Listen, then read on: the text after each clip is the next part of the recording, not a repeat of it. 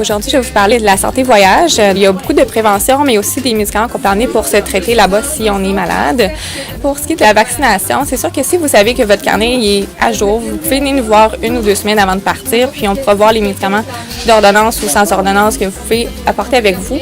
Par contre, si vous ne savez pas si le carnet est à jour, venez nous voir le plus rapidement possible. On peut compter comme un 4 à 6 semaines avant le départ pour être sûr d'être bien protégé avant de voyager. C'est sûr que la vaccination, ça dépend vraiment de votre séjour, où vous allez, qui vous êtes, qu'est-ce que vous avez eu comme vaccin dans le passé. En général, pour les destinations les plus communes, c'est ainsi comme Cuba, République dominicaine ou le Mexique. Si vous êtes un adulte en bonne santé, en plus de la vaccination que vous avez pu avoir dans votre vie, on recommande la vaccination contre l'hépatite A et l'hépatite B, ainsi qu'on vérifie si votre rappel de tétanos là, il est à jour. Pour ce qui est des enfants, souvent, ils vont être vaccinés contre l'hépatite B.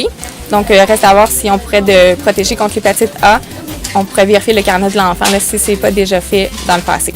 Si jamais vous avez des destinations un peu plus exotiques, comme l'Amérique du Sud, l'Afrique ou l'Asie, il y a certains vaccins même qui peuvent être exigés pour rentrer dans le pays, comme la fièvre jaune. Certains endroits dans le monde vont l'exiger. Sinon, il y a la fièvre typhoïde, certains autres vaccins un petit peu plus précis. Donc ça, c'est sûr que si vous faites ce genre de voyage-là, peut-être venez nous voir 6 à 8 semaines là, avant le départ pour être bien préparé. Il y a aussi le vaccin qui est oral, qui s'appelle Dukoral. C'est un vaccin à boire. En fait, il ne va pas être recommandé pour tous les voyageurs. Il va être vraiment recommandé si vous allez dans une zone où est-ce qu'il y aura pas d'eau potable ou si vous faites un voyage humanitaire ou si vous allez chez des gens locaux, dans le fond, vivre chez les gens. Il va être recommandé aussi chez les personnes qui vont prendre un médicament pour réduire leur acidité de l'estomac, comme le Nexium, Pantoloc ou le Santac. Ces gens-là ont moins d'acidité dans l'estomac, donc ils vont être peut-être plus à risque d'avoir l'infection. À ce moment-là, on va donner 2 doses pour le Dukoral, 2 semaines avant de partir, 1 semaine avant de partir. Donc, il faut prévoir un petit délai là, avant de voyager pour recevoir ce vaccin-là.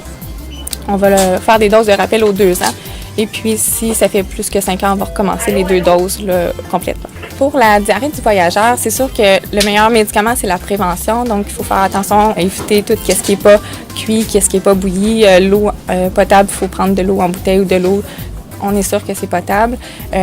Donc, éviter tout ce qui est des fruits qu'on ne peut pas peler, des salades qui peuvent peut-être être rincées avec de l'eau, puis on ne sait pas si c'est fait conformément. Il faut faire attention à l'eau même pour se brosser les dents, d'apporter une bouteille d'eau dans la chambre. Même quand on se baigne ou quand on prend notre douche, il faut éviter d'avaler de l'eau. Si malheureusement on a bien fait attention et tout ça, puis on tombe malade sur place, bien, on peut se traiter avec un antibiotique que nous, on peut vous prescrire au préalable avant de voyager. Donc, vous vous présentez en pharmacie, on a un petit protocole, on doit voir avec vous la destination, la date de départ, votre condition de santé.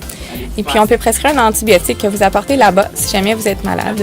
Donc, c'est pas les mêmes genres d'infections gastriques ici. Ici, quand on a la gastro, c'est un virus, donc il n'y a pas d'antibiotique. On a les mêmes mesures, par contre, de réhydratation, de calmer les ballonnements, la fièvre, les symptômes. Par contre, là-bas, c'est des bactéries qui vont se retrouver dans nos intestins. Donc, ça peut même donner des nausées, des vomissements, de la forte fièvre, des diarrhées à répétition. On n'attend pas d'avoir tous ces symptômes-là. Si on sait qu'on est vraiment infecté, on prend l'antibiotique qu'on vous a prescrit. C'est souvent un traitement de 3 jours. Il y a des traitements pour les adultes, il y a des traitements pour les enfants également. Et puis, on souhaite que vous reveniez en pleine santé puis que vous n'avez pas utilisé l'antibiotique. Mais au moins, vous allez être heureux de l'avoir si jamais vous tombez malade là-bas. L'autre médicament que les pharmaciens peuvent maintenant prescrire, c'est pour la malaria. Il y a quelques cas de malaria rapportés en République dominicaine. Donc, même si le risque est faible, je vous dirais que c'est quand même une maladie qui peut être mortelle ou portée à être hospitalisée aussi.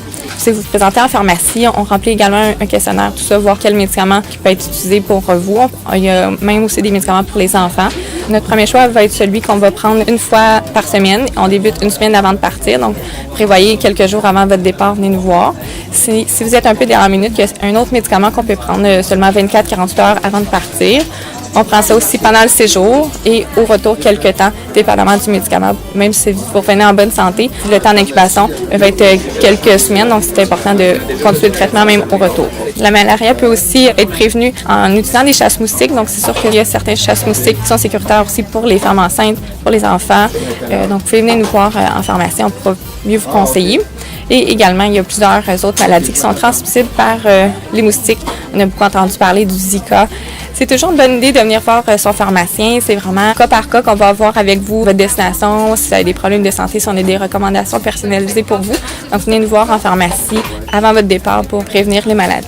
La trousse voyage, qu'est-ce qu'il faut apporter en voyage? À la pharmacie, on a fait une trousse qui contient les essentiels. Donc, pour les gens qui ne veulent pas se casser la tête en dernière minute, qui ne savent pas quoi apporter, c'est sûr que si vous voyagez avec des jeunes enfants, il faut apporter des médicaments pour les enfants. Si vous avez des médicaments personnels, il faut apporter vos médicaments. Cette trousse-là va être de base pour les pays du Sud, là. Par exemple, le sachet de réhydratation, ça, c'est important. Si jamais vous êtes malade, vous avez des diarrhées, ça va vous permettre de vous réhydrater comme il faut. On va être un petit peu moins faible aussi en réhydratant les liquides qu'on a perdus.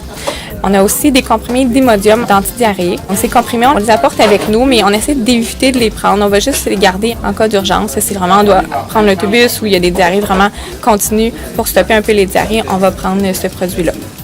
On a aussi un petit onguent antibiotique. Donc, pour n'importe quelle plaie, coupure, si vous marchez sur la plage, puis vous marchez sur une roche, puis vous infectez un petit peu le pied, donc on a un petit onguent antibiotique. On a aussi une crème de cortisone pour des démangeaisons. Ça peut être des moustiques, des puces de sable, des fourmis, pour stopper les réactions allergiques également sur la peau. On a aussi des petits pansements, donc c'est toujours pratique d'avoir des pansements sous la main si on a une ampoule ou quoi que ce soit. On a aussi des comprimés comme le Benadryl pour des réactions alimentaires, des réactions allergiques mineures, dans le fond, qui peut être utilisé, l'urticaire aussi. On a aussi un gel antiseptique, donc on ne sait jamais dans les transports en commun, avant de manger aussi, dans certains endroits, si on n'a pas accès à se laver les mains avec de l'eau ou du savon.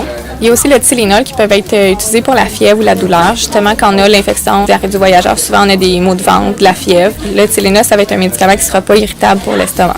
Il y a également une boîte de Gravol, les médicaments pour les nausées, donc que ce soit durant l'infection diarrhée des voyageurs, souvent ça va être accompagné de nausées, ou simplement pour le mal des transports en avion, en autobus. Tout ça vient dans une trousse voyage, avec aussi un guide fait par Family Prix, c'est un PCST voyage, avec plein de renseignements aussi supplémentaires.